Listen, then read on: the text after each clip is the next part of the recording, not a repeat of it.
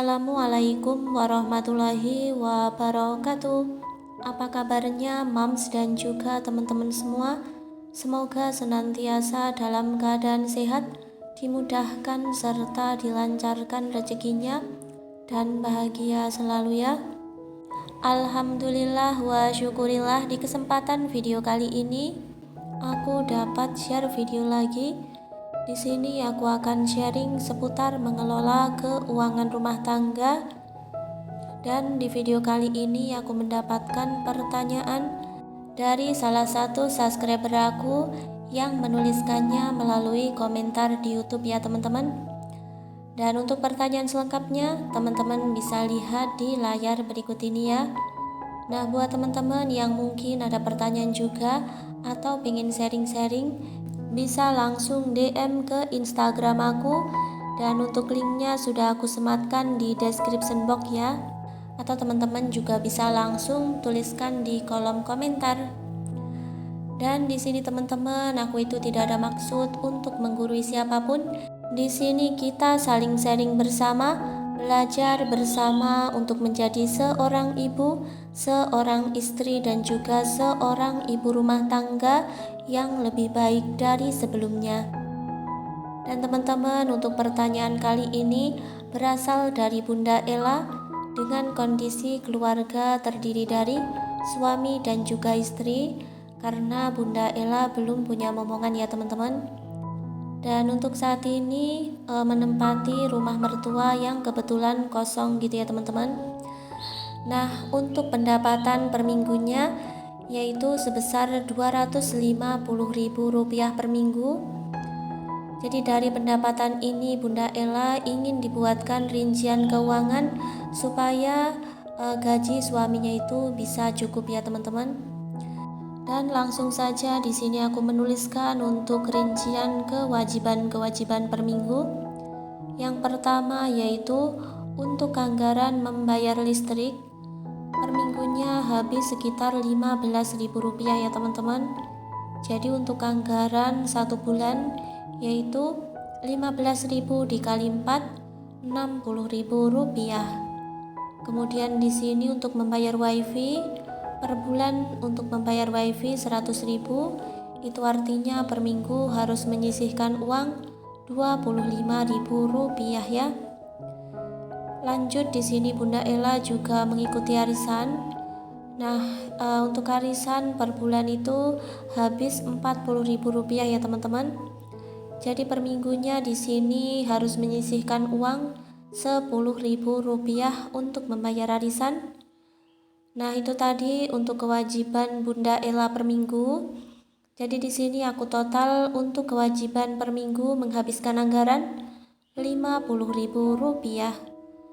Kemudian di sini untuk sisa gajinya Rp250.000 dikurangi Rp50.000 untuk membayar kewajiban. Jadi masih ada sisa gaji Rp200.000 ya. Dan teman-teman, di sini aku lanjut untuk membuat rincian kebutuhan pokok per minggu. Yang pertama di sini aku anggarkan untuk berbelanja beras.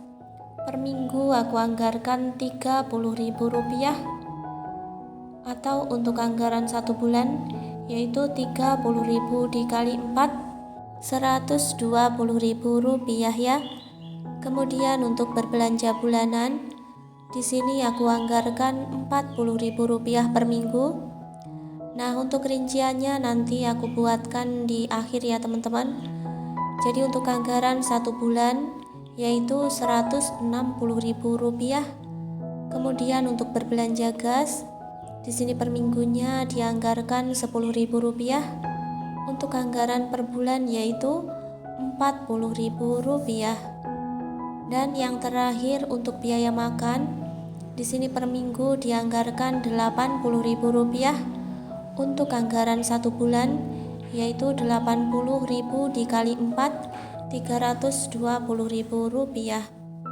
Dan di sini teman-teman, untuk kebutuhan pokok per minggu itu sudah aku tuliskan semuanya.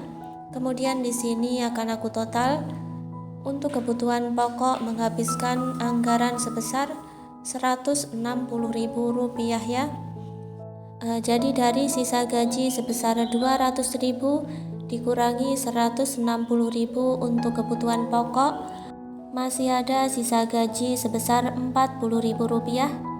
Kemudian di sini aku tuliskan untuk kebutuhan lain-lain per minggu. Yang pertama yaitu untuk dana darurat. Di sini aku anggarkan Rp15.000 per minggu. Jadi 1 bulan akan terkumpul Rp60.000 ya. Kemudian untuk sedekah Rp5.000 per minggu. Nah, untuk 1 bulan kita kali 4 yaitu Rp20.000. Dan di sini untuk tabungan per minggunya bisa menabung Rp20.000. Jadi artinya dalam 1 bulan itu bisa mengumpulkan uang tabungan sebesar Rp80.000 ya. Nah, teman-teman, di sini untuk sisa gajinya sudah habis. Kemudian di sini akan aku buatkan untuk contoh berbelanja bulanan dengan anggaran sebesar Rp40.000 per minggu. Yang pertama di sini untuk belanja minyak goreng yaitu sebesar Rp15.000. Kemudian untuk berbelanja gula per minggunya di sini beli 1/4 kilo. Nah, untuk anggarannya itu kira-kira Rp5.000 ya. Lalu untuk membeli teh, nah di sini beli teh yang sasetan ya teman-teman. Ada yang 1 saset itu harganya 1.000-an. Jadi di sini beli Rp2.000. Kemudian untuk sabun cuci beli yang harganya itu 5.000-an. Cukup untuk 1 minggu ya teman-teman. Kemudian sabun mandi Rp3.000. Lanjut di sini untuk cuci piring ya teman-teman. Itu beli yang harganya Rp2.000. Dan di sini juga untuk sampo itu beli yang kemasan saset dan itu dianggarkan Rp2.000. Kemudian untuk garam Rp3.000. Untuk membeli kecap Rp2.000 dan untuk membeli micin Rp1.000 ya teman-teman. Jadi kurang lebih seperti itu ya teman-teman sebagai contoh. Nah, di sini aku ucapkan terima kasih banyak buat teman-teman yang sudah menonton videoku hingga di menit ini. Semoga videoku ini bisa bermanfaat untuk Bunda Ella dan juga bunda-bunda lainnya yang mungkin memiliki persoalan yang sama pula. Nah, teman-teman jangan lupa dukungannya dengan tekan tombol like dan juga subscribe agar channel YouTubeku bisa semakin berkembang. Wassalamualaikum warahmatullahi wabarakatuh.